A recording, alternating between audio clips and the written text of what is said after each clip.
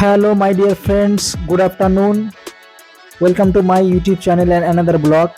আজকেও রেপোর্টেতে আমি first booking নিয়েছি এবং এই বুকিংটার pick up location 1 kilometre, drop location 17 kilometre. Drop pick up লোকেশানে এসে কাস্টমারকে জিজ্ঞেস করলাম কত দেখিয়েছে। কাস্টমার বলল 134।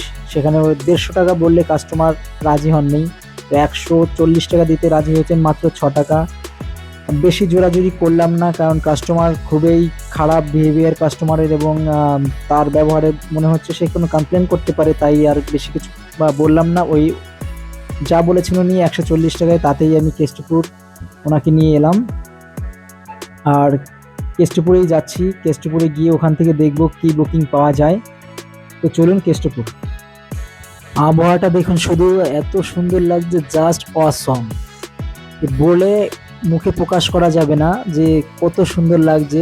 যদি আমি একটু উপর থেকে ড্রোন থেকে যদি এই ইয়াটা নিতে পারতাম, ভিডিও শ্যুটটা, তাহলে দেখতে আরও অপরূপ লাগতো। এবং এখানে দেখতেই পাচ্ছেন মেট্রোর কাজ হচ্ছে ডান দিকে।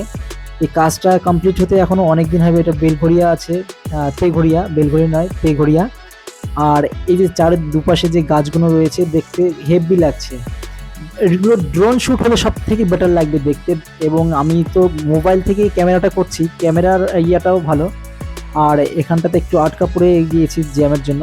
যাই হোক, এই যে মেঘাচ্ছন্ন যে আকাশটা রয়েছে, আমি কালকেও বেরিয়েছিলাম বৃষ্টি, আজকেও সেই বৃষ্টি এবং চারিদিকে শুধু মেঘ আর মেঘ। দেখতে যে কত অপরূপ সুন্দর লেগেছিল। আমি পেছন থেকে যখন আসছিলাম কৈখালি মোড়ে, ওখান থেকে দেখতে হেভি লেগেছিল, তাই আমি এই ভিডিও শ্যুটটা না করে পারলাম না। দেখুন কত সুন্দর লাগছে, দুপাশ গাছ রয়েছে, ভিআইপি রোড, এবং সামনে যে মেঘটা রয়েছে বাঁদিকে, আমার বাঁদিকটা ভালোভাবে দেখা যাচ্ছে না, কারণ আমি তো বাইক চালিয়ে যাচ্ছি, সামনের দিকে আমাকে ফলো করতে হচ্ছে। বাঁদিকে যে আকাশটা রয়েছে, কাল বৈশাখী যেমন ঝেপে চলে আসে, ঠিক কেমন দেখতে ছিল। এই সামনে থেকে যদি আমি তো কেষ্টপুর যে ব্রিজটা আছে, ফ্লাইওভারটাতে আমি যাচ্ছি না। ফ্লাইওভারটা যদি যেতাম তাহলে আপনাদেরকে দেখাতে পারতাম যে চারিদিকের ভিউটা এই সময় এই বৃষ্টির সিজনে কেমন দেখতে। বৃষ্টিতে দেখুন, ভিজতে অতটা ভালো লাগে, কিন্তু যখন ভেজা হয়, ভেজার পরেই হচ্ছে আমাদেরকে অসুখ করে, জ্বর হয়, অনেক কিছু হয়, তখন সমস্যা দেখা দেয়। আর এখন যে ওয়েদারটা আছে, যেমন দেখতে ভালো লাগে এবং উপভোগ করতেও ভালো লাগে, কিন্তু এর উপভোগ করলে কি হয়, যখন এটাকে আপনি বৃষ্টিতে ভিজবেন করবেন, তখন আপনার জ্বর, অসুস্থ, অনেক ধরনের রোগ হতে পারে, সর্দি কাশি, তখন অনেক আমাদের প্রবলেম হয়। বাট এই যে মৌসুম, এর যে দৃশ্য দেখলেই আমাদের মন জুড়িয়ে যায়। কি বলবো, বলার ভাষা নেই মুখে, এত সুন্দর দেখতে লাগছে। আর দেখুন কি জোরে বৃষ্টি চলে এসছে সামনের দিক থেকে। আমরা কেষ্টপুর আরও একটুখানি বাকি ছিল, সবাই ফ্লাইওভারটা স্টার্ট হচ্ছে। এখান থেকে সামনাটা দেখুন যেমন দেখতে সুন্দর লাগছে। ফ্লাইওভারে উঠলে এখান থেকে একদম চারিদিকে বাদিক ডান দিক সব দেখাতে পারতাম, কত সুন্দর লাগছে। তো এক্ষুনি মনে হয় বৃষ্টি চলে আসবে, আমরা মনে হয় এই ফ্লাইওভারটা পার করতে পারবো না। মানে ফ্লাইওভারটা তো আমাদের পার করতে হবে না, ফ্লাইওভারটা যেখানে শেষ হচ্ছে সেখান থেকে আমাদের বাঁ দিকে যেতে হবে কেষ্টপুরে। লোকেশন আছে ওনার, ড্রপ লোকেশন কেষ্টপুরে। আর আমাদের গায়ে 1 ফোঁটা 2 ফোঁটা করে বৃষ্টি অলরেডি পড়ছে। আমি তাই ওনাকে বলছিলাম যে এখনই মনে হয় আমাদের একটা বুকিং 121 টাকা আছে, এটা পার্সেলটা যাবে হচ্ছে বেনিয়াপুকুর। আর এখন র্যাপিডোতে চলে এসছে বড় বুকিং, ওটা ধরবো না, কারণ আমাকে এখন পোর্টার একটা আগে অ্যাকসেপ্ট করে নিতে হবে, তারপরে হচ্ছে বাকি পার্সেলগুলো নেওয়া হবে। তো এটা অর্থাৎ আগে পোর্টার একটা চলুন পিক আপ করে নিই। পার্সেলটা পিক আপ করে নিয়েছি, এই হচ্ছে ছোট একটু পার্সেল। এই পার্সেলটাই হচ্ছে যে হবে বেনিয়াপুকুর পার্ক সার্কাস।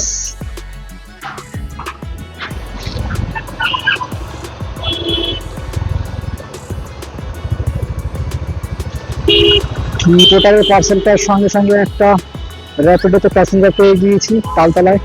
তো তালতলার প্যাসেঞ্জারটা পিক আপ করে নিয়েছি।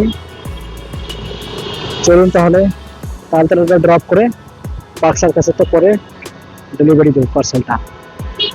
র্যাপিডো প্যাসেঞ্জারটাকে নামিয়ে দিলাম, 110 টাকা দেখিয়েছিল, র্যাপিডো প্যাসেঞ্জার 130 টাকা দিয়েছে। 150 টাকা চেয়েছিলাম, কিন্তু 150 টাকা দিল না কাস্টমার। অনেক রিকোয়েস্ট করলাম, বললো না দাদা আর বেশি দিতে পারবো না। ঠিক আছে, যা দিয়েছে ওটাই এখন পোর্টারের পার্সেলটা ড্রপ লোকেশনে যাব। এখান থেকে 3.1 কিলোমিটার মানে 3 কিলোমিটার আছে, তো 3 কিলোমিটার ওটাকে পিক আপ ড্রপ করে তারপরে অন্য কোনো বুকিং করবো। তো চলুন পোর্টারের পার্সেলটা ডেলিভারি করা যাক।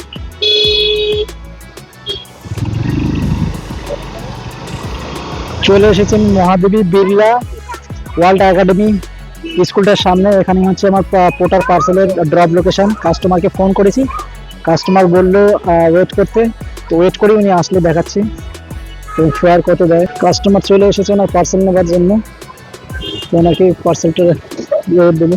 আপনার তো কি নাম আছে? হ্যাঁ হ্যাঁ ঠিক ঠিক আছে ঠিক আছে। অনলাইন করবেন?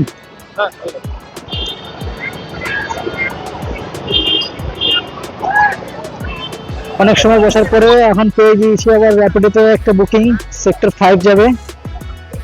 দেখিয়েছে 103 টাকা। চলে এসেছি কাস্টমারের পিক আপ লোকেশনে। যা এখানে পড়ে গেলে এখন আবার রেল গেট।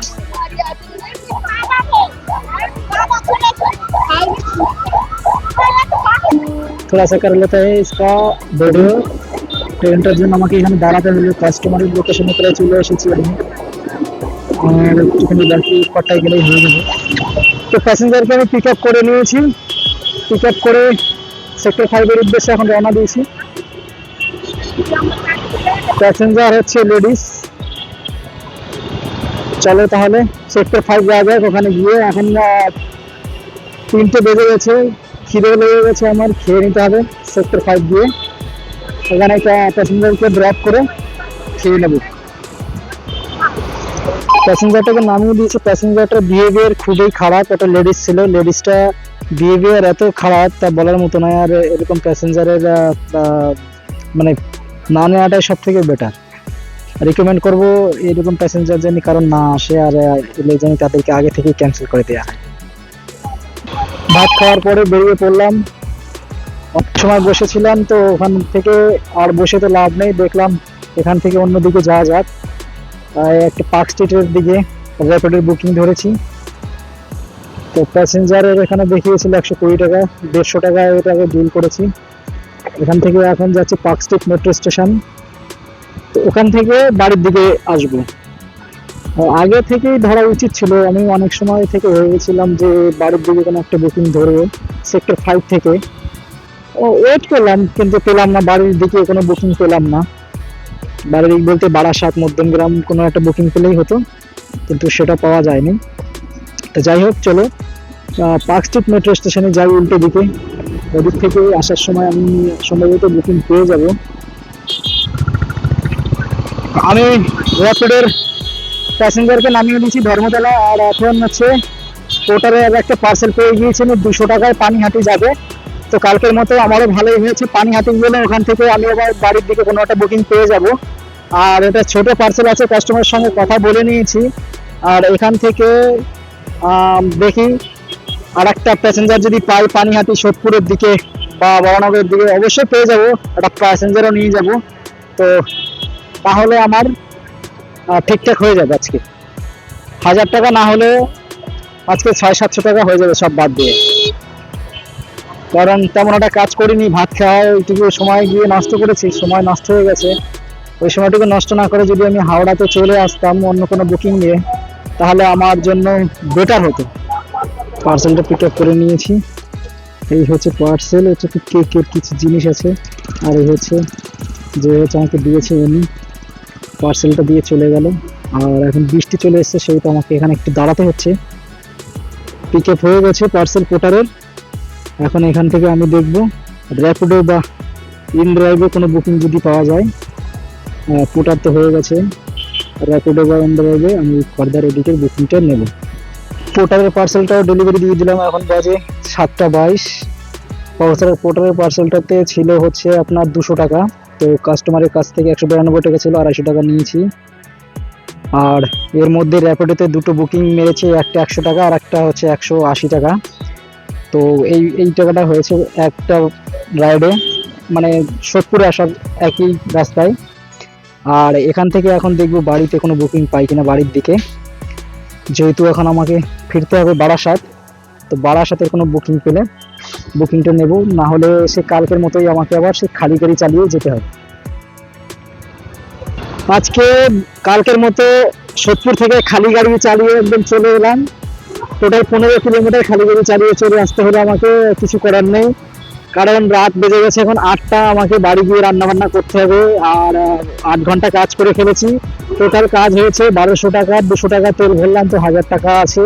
তো দেখা হচ্ছে আগামীকাল আবার অন্য একটি ব্লগ নিয়ে। ততক্ষণে আপনারা ভালো থাকবেন, সুস্থ থাকবেন এবং আমার ভিডিওগুলো দেখতে থাকবেন এবং ইউটিউব চ্যানেলটা সাবস্ক্রাইব করে রাখবেন। ধন্যবাদ সবাইকে।